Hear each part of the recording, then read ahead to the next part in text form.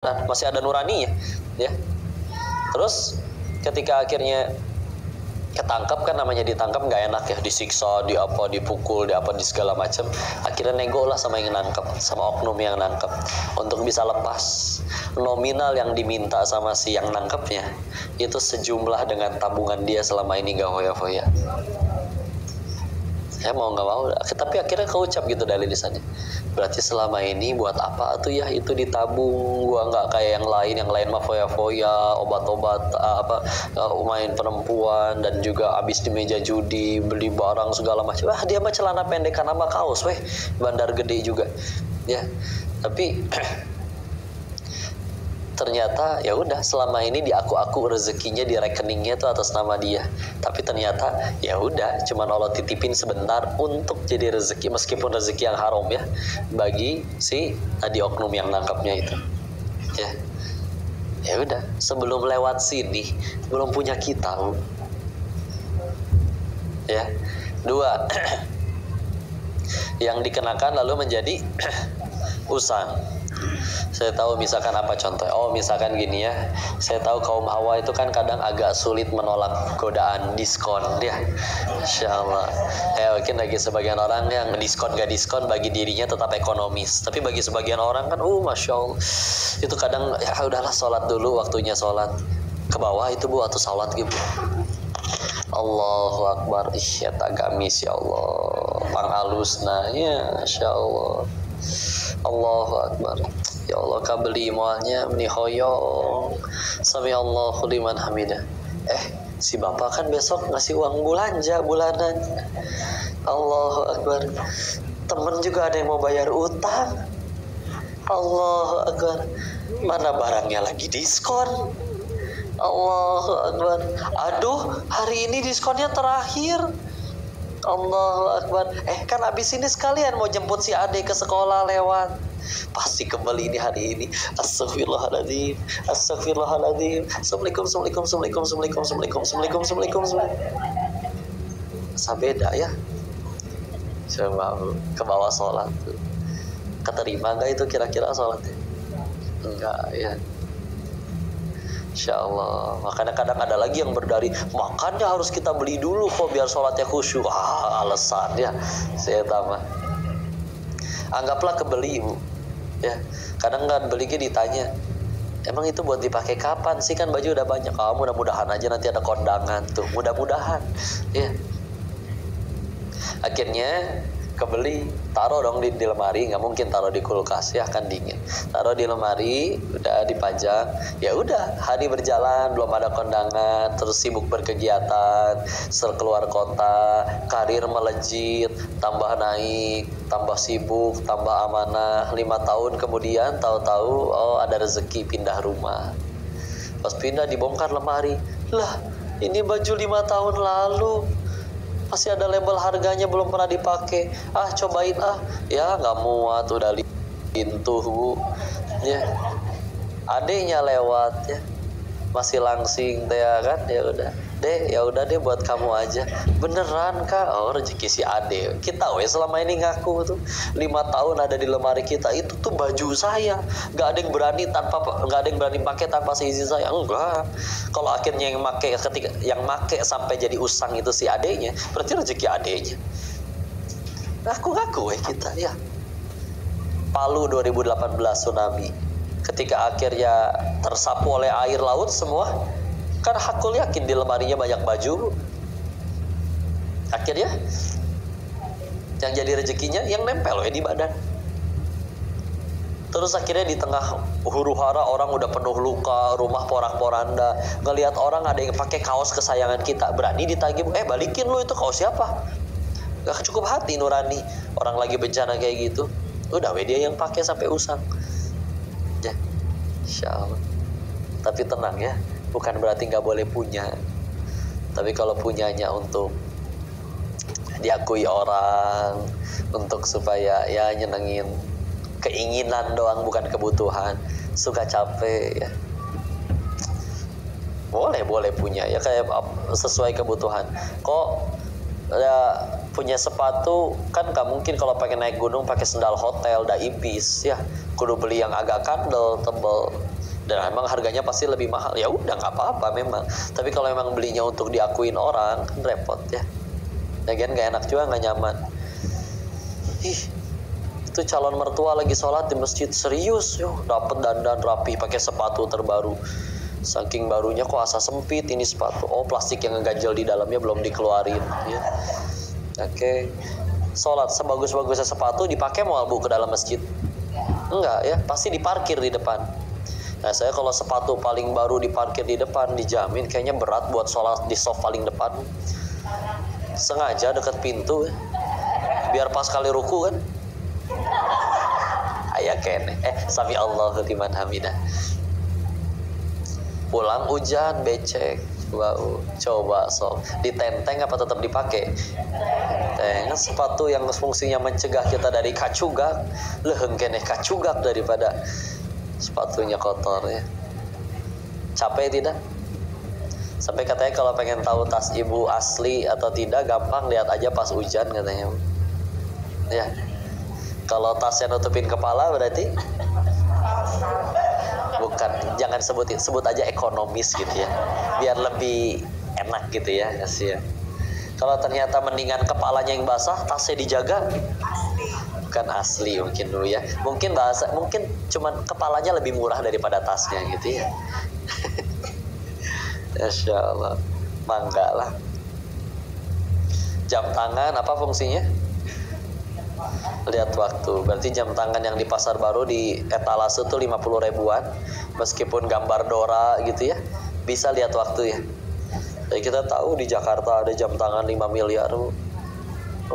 Yang lebih ada seharga berapa rumah itu jam tangan. Kadang kalau beli mobil mahal mah saya teh wajar, mobil mahal larinya biasanya memang lebih kenceng daripada mobil murah. Jam tangan mahal emang muternya lebih cepat daripada yang murah. Sama ya. Itu jam tangan bapak 5 miliar, kelebihannya apa? Ini 1 jamnya setara 5 menit kok. Atau rusak dipakai kene. Ya. Lagian agak suka jadi agak berat sebelah kalau jam tangannya bagus ya. Jadi kudu ditaruh di meja gitu kan. Agak gini gitu. Ditaruh agak kumaha gitu ya. Lalaki kayak udah pakai, kalau udah sering nge-gym fitness badan mulai kekar, pasti suka pakai baju ketat ya. Terus paling seneng kalau ditanya toiletnya di mana. Toiletnya di mana? Ya. Padahal teh gampang, di mana otot? Di mana otot? Di mana WC? Tuh ya kan enak ya. Capek ya udah gitu. Kan yang paling menyedihkan itu Bu adalah udah beli mahal tapi orang tetap nggak percaya. Itu sakit hati ya. Ada sebagian orang memang diujinya kayak gitu Bu, kayak nggak pantas beli yang mahal gitu ya. Jadi ya Allah, ada teman yang di Thailand, kipasnya digesernya Bu, kalau udah seumur gini teh angger we Bu, kalau angin kena belakang kepala mah tau kieu ntar sih Bu. Ya udah aman ya. Iya, ini ada teman di Thailand, dia teh memang diujinya kayak gitu. Orang teh nggak percaya kalau beli barang yang mahal yang bagus. Jadi untuk menanggulangi dia setiap kali diledekin sama orang, maka stroke bond pembelian jam tangannya itu dikantongin kemana-mana. Ada yang ngehina tuh, tunjukin nih bondnya bro, tuh lu lihat sendiri matanya tuh. Hal-hal nggak? Bondnya siapa itu kamu bawa? Tetap netizen mah ya. Kan kalau Allah maha benar Allah dengan segala firman-Nya, netizen maha benar netizen dengan segala komennya. Nggak bisa dibantah itu mah. Ya, capek. Tadi satu lagi yang diinfakkan di jalan Allah. Dulu ada pengusaha soleh kayak gini, dia punya kebiasaan setiap kali jualan beres, cuman disisain sisa untuk belanja besok, untuk modal jual besok, modal untuk jualan besok, ya.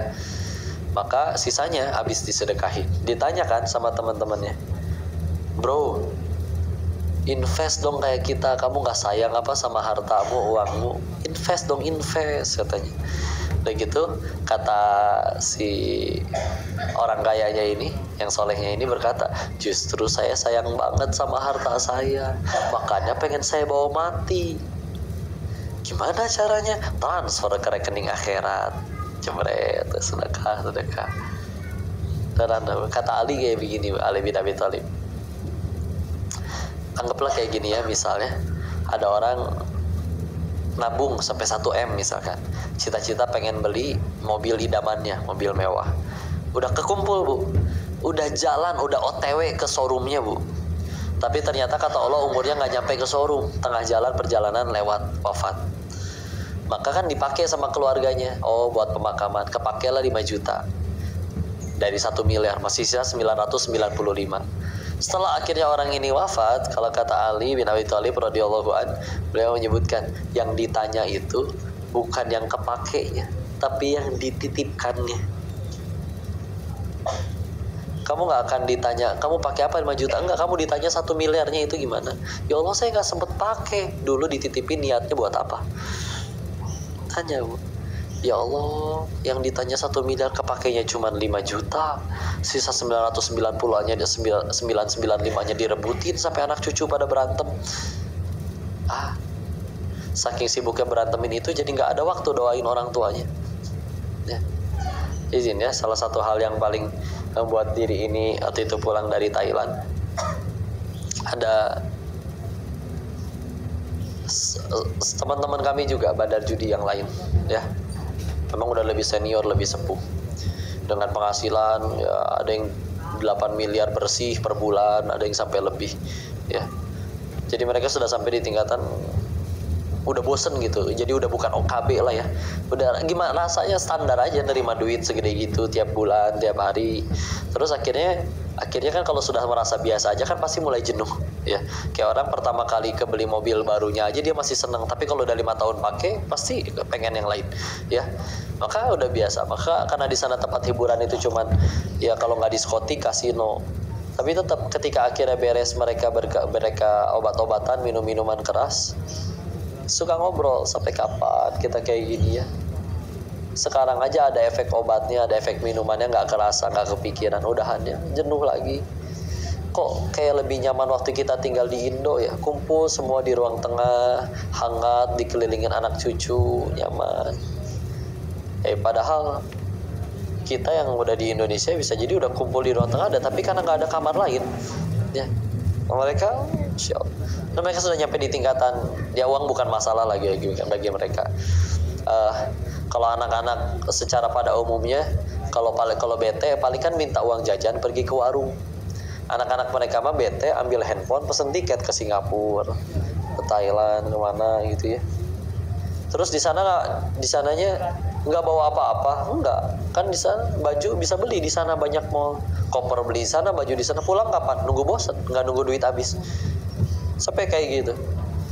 Kadang mereka juga bangga, oh anak saya ada yang kuliah di London, di Jerman gitu. Tapi tetap ada satu momen di mana mereka menunjukkan ekspresi yang wah ini nggak bisa ditutupi oleh mereka.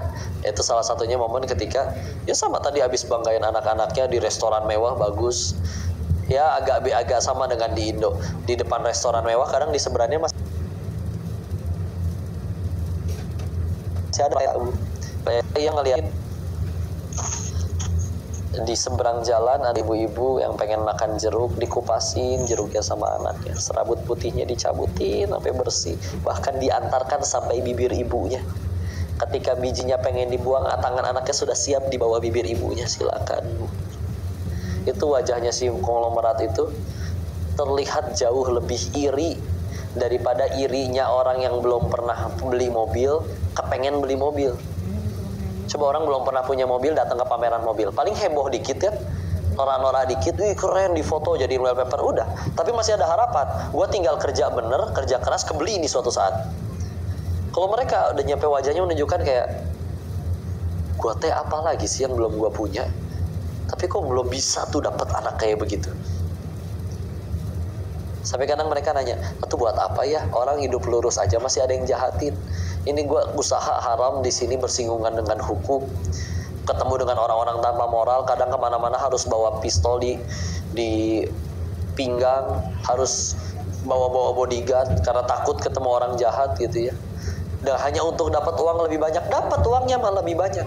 Untuk bisa beli sekolah, bayar sekolah termahal, guru termahal. Tapi kabar buruknya, sekolah dan guru termahal belum tentu sekolah dan guru terbaik.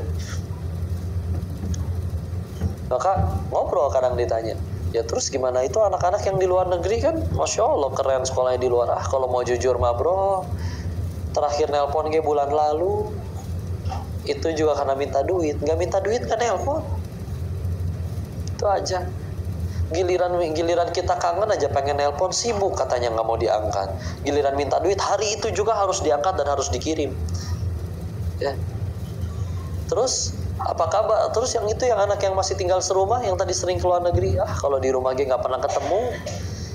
Kebayang mungkin ibu kan kalau rumah orang yang mohon maaf menengah ke atas luar biasa kan kamarnya masing-masing ya. Jauh dari ruang tamu ke kamar anaknya harus naik angkot merenya, saking gedenya rumah orang kaya. Terus di kamarnya kan lengkap, udah ada kamar mandi dalam, AC, wifi, internet, komputer, PlayStation, televisi, lengkap, nggak mau keluar rumah. Pernah mampir ke rumah mereka, datang sama barengan ojek online 2 dari restoran yang sama, bawain menu makanan yang sama. Kenapa kalian tega barengan aja? Kan yang mesen beda. Adiknya mesen dari kamarnya, kakaknya mesen dari kamarnya. Tuh segitu masing-masingnya ya. Terus akhirnya itu hilang, bagi mereka itu hilang. Itu kenapa kebeli. Makanya kadang ketika dinasihat, ya cik atulah yuk. Kadang orang tuanya suka masih ada yang bilang, anak saya mah gak usah rajin-rajin teuing ngaji lah, ada kan gak cita-citanya gak pengen jadi ustad. Serius? Emang ngaji cuma kewajiban ustad? Anggaplah sampai ada kisah kayak gini ya. Orang sama dari golongan yang kaya-kaya gini juga dulu. Terus akhirnya ngobrol, dia ternyata temennya ayah saya, temennya seangkatan papih lah ya. Lalu papi saya ngobrol sama kakak perempuannya. Si itu kemana ya? Dulu loh temen kita yang paling kaya itu. Dijawab, udah meninggal dia belum lama ini, nyaris busuk 7 hari di kos-kosan di pinggiran kota. Kan anak-anaknya kaya semua, kok bisa? Iya orang anak-anaknya yang naruh bapaknya di situ. Ntar dulu, kenapa bisa kayak begitu? Saya coba dengerin, pasti ada hikmahnya, pasti ada ibronya. Ternyata kata si Oo teh, dia suka ngajarin ke anak-anaknya dari dulu ajarannya kayak gini, cuman celetukan tapi ungkapannya kayak gini. Nah, kalau gaul sama orang nggak jadi duit, nggak usah kenal, buang-buang waktu. Iya dong, jadi kan mereka kan kayak jaga pergaulan gitu kan. Mau jadi beban, ngapain kenal sama orang yang suka minjem duit melulu dan lain-lain. Jadinya ya udah. Nah, nancep tuh Bu ajaran itu ke hati anak-anaknya. Suatu ketika si anaknya udah orang tuanya udah sakit, udah nggak bisa ngapa-ngapain, harta dan perusahaan sudah waris. Anak-anaknya nggak ada yang mau ngasuh bapaknya. Kan gak jadi manfaat, udah tua, udah penyakitan, ngapain? Terus gimana, kasihan? Ya udahlah, itu ada kos-kosan di pinggiran kota 700.000, taruh aja di situ. Bahasa lagi ditaruh Bu, diteden jika barang. Ya, taruh aja di situ, ntar seminggu sekali pembantu kita jenguk. Ketika salah satu pembantunya dari anak-anaknya itu jenguk, ya tadi udah nyaris busuk 7 hari, air kencing menggenang, tong sampah berantakan, namanya kakek-kakek sakit hidup sendirian. Dan demi Allah, tapi yang membunuh si kakek ini, si bapak kaya ini ya, bukan masa tua atau sakit, tapi perasaan dibuang oleh anak yang dulu ia bangga-banggakan. Takwa, emang punten ya, anggap itu beneran jadi kaya loh, sukses anak-anaknya. Dan kadang kita juga ayo sing jadi dokter, kaya ada apa segala macam ya. Ketika akhirnya dia beneran jadi kaya, sukses konglomerat, tapi ibu-ibu diperlakukan seperti film azab Indosiar, masih bangga kan?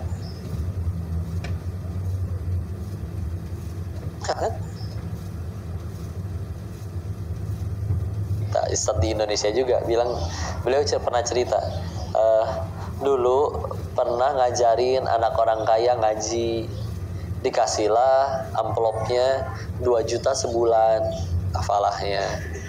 Singkat cerita seperti itu. Lalu diajakin suatu ketika pas liburan ke vilanya si keluarga mereka, si anak teh ngajak, "Tio ikut ke villa keluarga kami." Ikut ya berangkat. Di villanya Bu, ternyata ada anjingnya lucu. Saking lucunya dia tuh pinter, disuruh duduk-duduk, disuruh loncat-loncat, disuruh salaman-salaman, suruh narik angkot ya. Enggak yang ini mah ya. Maka ditanya kan, kok anjingnya bisa pinter begini? Gimana caranya? Oh, ini ada lesnya. Hah? Ah ya, les anjing. Ada les anjing. Berapa les anjing? 8 juta sebulan. Majikannya 2 juta belajar untuk ke surga itu teh. Aing les anjingnya 8 juta. Kan ceritanya udah tuh shock di situ. Besok-besoknya pas giliran ngaji Ustaz ceritanya teh enggak datang. Ditelepon sama si anak. "Ustaz, kok enggak datang ngajar?" "Iya, enakan ngajar anjing." Ya teh.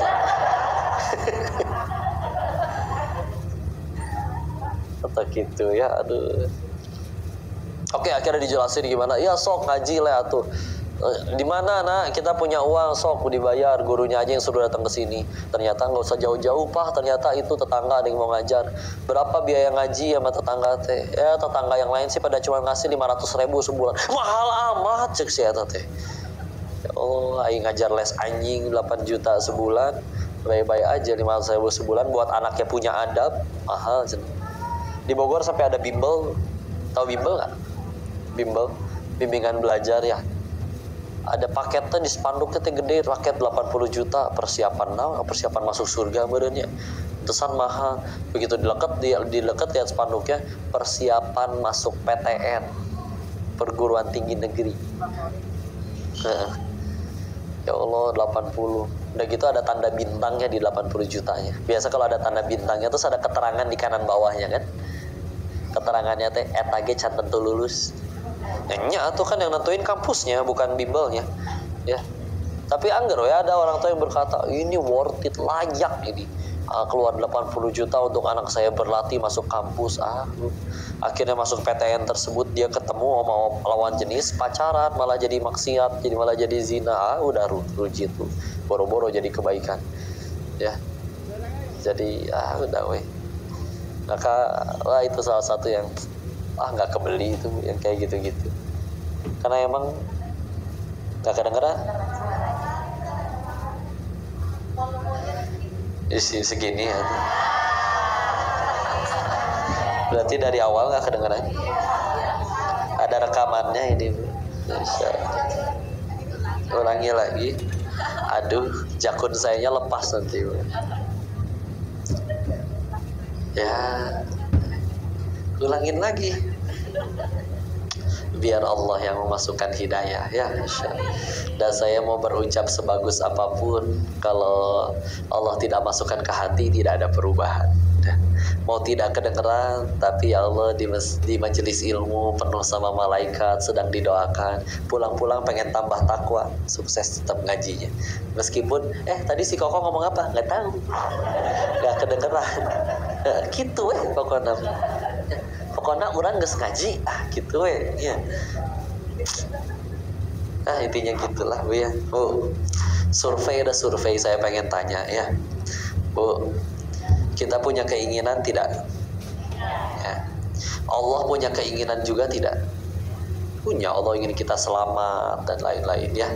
Terus jawab dengan jujur, dari lahir sampai detik ini kita lebih banyak ngejar keinginan Allah atau keinginan diri sendiri?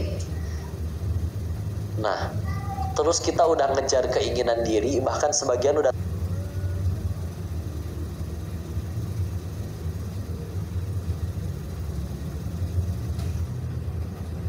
tercapai. Ada orang pengen beneran kaya, pengen beneran viral, pengen punya jabatan, beneran naik jabatan. Jawab, setelah akhirnya tercapai pun, apa dia langsung jadi manusia yang bahagia seutuhnya tanpa pernah sedih sekalipun? Masih aja pernah bete, sedih, kecewa. Maka yuk harus berapa kali lagi patah hati, sedih, kecewa, baru kita sadar bahwa oh, bahagia itu bukan pada apa yang aku suka, tapi pada apa yang Allah suka. Pernah ngelihat orang kaya yang masih stres? Yang punya jabatan masih nyuri dari rakyatnya? Yang pasangan udah cantik masih selingkuh? Tuh, makin ngegas ya. Tenang Bu, saya sedang tidak membicarakan suami kalian ya. Tenang, Masya Allah. Tapi kalau kan kata orang itu semua teh sumber bahagia, tapi kenapa tuh ada yang udah dapet itu semua masih belum bahagia juga? Malah ada orang-orang yang hidupnya cuma dipakai mengejar Allah ya, meskipun kata orang ya Allah kok dia hidupnya semenderita itu, kadang dicibir orang, dia bodoh ya, ninggalin itu semua, ninggalin perusahaannya, ninggalin uang sebanyak itu hanya demi Tuhan yang tidak terlihat itu. Bodoh.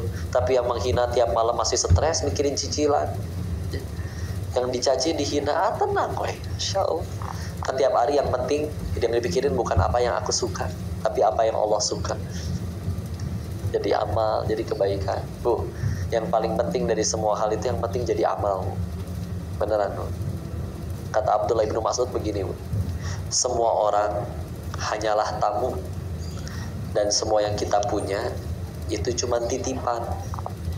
Namanya tamu kan pasti pulang. Ibu jadi tamu kan di sini, bakal nginep seumur hidup nggak di rumah ini?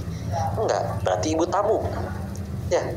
Namanya tamu pasti pulang, dan namanya titipan harus dikembalikan suka tidak suka. Maka ketika nanti semua orang telah berlalu dan semua titipan sudah dikembalikan pada pemiliknya, terus apa yang tersisa buat kita? Kecuali tinggal amal. Makanya kadang kalau kita pengen ngelakuin sesuatu, jadi amal weh. Punten, dokter ditanya, dok, kan dokter bilang ini pasien separah apapun dokter tidak sentuh, kata Allah sembuh. Pasien kedua sakit dengan hapur, ibu apal hapur? Panu, ya yang suka putih-putih itu. Apa saya panu sekujur tubuh ya jadi putih begini? Itu dia. Hapur, pasiennya, dokternya 1000 orang, sakitnya cuma panu, kata Allah nggak sembuh. Terus si dokter ditanya dong, dokter berarti buat apa tengah malam ke UGD ditelepon? Kan bukan dokter yang nyembuhin, cenah Allah. Capek-capek ya. Buat apa kita berikhtiar? Padahal semua hal yang nentuin Allah. Tadi agar jadi amal. Nih punten ya, seumur hidup doa kita dikabul semua. Gak usah ge doa, baru ge ngelamun 5 menit kemudian udah dikabul ku Gusti Allah. Tapi tidak ada satupun ucapan, tindakan, perbuatan yang jadi pahala amal soleh di sisi Allah. Meninggal berarti bawa apa? Pegel doang di dunia, nggak jadi amal, capek. Bakbek iya di dunianya mah dapat duitnya, popularitasnya, jabatannya, tapi nggak ada yang satupun jadi amal. Meninggal emang itu semua ditanya sama Allah? Enggak. Ya. Atau dibalik, ada orang yang yang doanya sebagian tidak, bahkan ada sebagian orang yang doanya lebih banyak tidak dikabul seumur hidup, tapi setiap ucapan, tindakan, perbuatan jadi amal, Allah suka, diterima. Pulang dia kali yang paling banyak bekalnya. Makanya kadang orang udah makin bener ngajinya, makin taat, kenapa dia makin tenang, makin gak pernah marah, makin gak pernah ngeluh, makin gak pernah kecewa. Bukan berarti masalahnya hilang Bu. Kadang orang bilang nurut gerak sama Allah biar gak ada masalah. Enggak Bu, nurut sama Allah bisa tambah banyak masalahnya. Tapi karena udah berubah pola pikirnya, bukan apa yang dia suka tapi apa yang Allah suka. Bukan apa aku sudah bahagia tapi berapa orang yang aku bahagiakan. Dia sibuk terus untuk mengejar apa yang Allah suka. Nolongin orang dijahatin, atuh dia yang rugi, kan dia yang jahat. Kamu gak kesel dijahatin? Ruginya saya belah mana? Dijahatin kan dia lagi transfer pahala. Pahala dia habis, dosa kita diangkut dia. Tapi kan udah ditolong dia malah berbuat jahat. Dari awal berbuat baik bukan supaya dia suka, tapi biar Allah suka. Apa artinya satu dunia suka Allah benci? Tapi kan kelakuannya nyakitin. Alhamdulillah meninggal gak ditanya kelakuan orang, ditanya kelakuan diri sendiri. Jadi gak nemu alasan buat marah, gak nemu alasan buat kecewa. Ya Allah dijahatin, ya Allah diri ini lebih jahat, ya Allah dicaci, ya dia paling dicaci cuma menyebutkan satu kekurangan saya, dan itu pun fakta. Allah tahu saya punya banyak kekurangan lagi yang Allah tutupi. Dennis banyak omong kamu, dia cuma dibuka satu aib saya yang banyak omong, mungkin orang lain nggak tahu punya banyak tang, banyak cicilan dan lain-lain, misal ya ditutup. Tapi kitanya aja nggak berani jujur menganggap ucapan orang itu adalah diri kita yang asli. Bu, ibu dikasih uang 100 juta suka nggak bu? Suka, tapi palsu nggak suka kan? Nah, kadang kita teh dikasih yang palsu tetap bisa suka loh. Apa contohnya? Pujian palsu. Contoh, pernah mendengar namanya lagi silaturahim kayak gini ya, ih ibu kok setiap hari tambah muda. Asli nggak itu pujianmu? Dimana masuk akalnya secara medis manusia tiap hari tambah muda ya. Kadang kayak Insya Allah ibu teh kok awet muda, umurnya berapa sih bu? Aku udah 42 loh. Oh 42 kok kayak 41,5 ya. Muji ge nanggung. Belum ada bisikan mengerikan setelahnya. Setelah memuji kan suka ada, bu boleh pinjem gopay dulu nggak bu? Pantesan muji ya. Insya Allah sudah ya, tenang aja ya.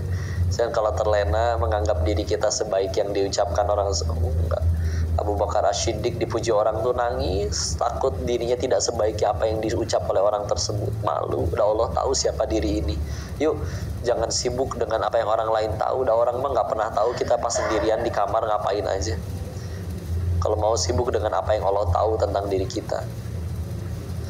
Dianggapnya mah, Masya Allah ibu-ibu memeni soleha jadi stalim, tapi bisa jadi tadi subuhnya ke 7:30 ya. Bisa jadi isanya kita tadi telat ke bawah tidur. Kenapa telatnya? Sibuk keluar jalan-jalan, reuni dan lain-lain, malah sholat yang terbengkalai.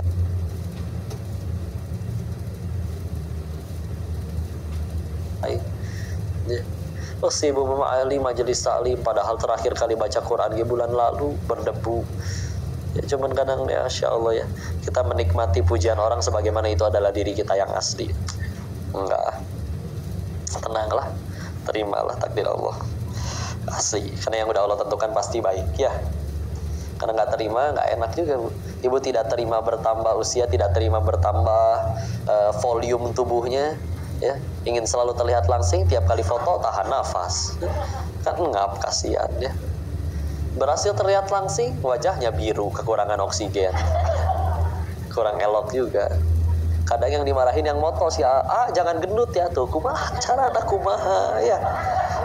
Coba kalau pengen jujur gimana ngomongnya? Yang makan banyak si ibu, yang disarahin saya. Insya Allah. Bu, saya mau survei boleh nggak bu? Ibu-ibu kenapa kayak foto teh nggak bisa satu kali? Masih diulang. Hah? Angelnya yang terbaik. Serius masalah angel. Saya berarti pengen tanya kayak gini ya. Ibu foto 10 orang, yang 9 teh senyumnya udah sempurna, tapi ibu perem sorangan. Diulang nggak fotonya? Tuh kan? Jelas ya. Ya sok foto yang kedua. Foto yang kedua yang 9 perem, tapi ibu senyumnya sempurna sendiri. Itu kan yang dipajang di status. Egoisnya.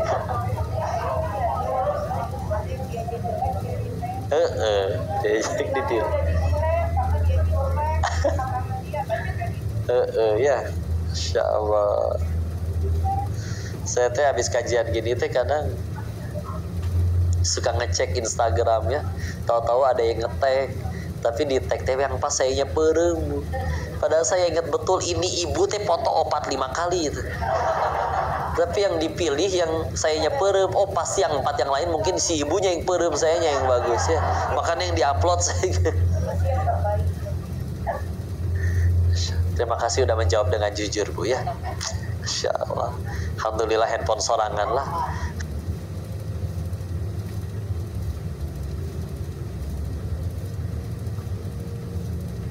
Kadang nebeng lagi memang dia di handphone orang ya. Udahlah jam 11 tuh, Insya Allah dikembalikan dulu ke sesi selanjutnya. Dan kali ada yang didiskusikan, saya ada titipan tadi ini Bu, Insya Allah kalau mau November pengen berangkat umroh bareng, berikut juga ke Masjidil Aqsa, Petra dan Jordania bareng sama, ini ada foto sayanya, oh berarti sama saya Bu, sama saya sama istri, 14 hari Insya Allah. Nanti buat tanya-tanya bisa tadi ada ya ke Umi Saladin nanti ya. Biayanya berapa ini? 44,9 ya.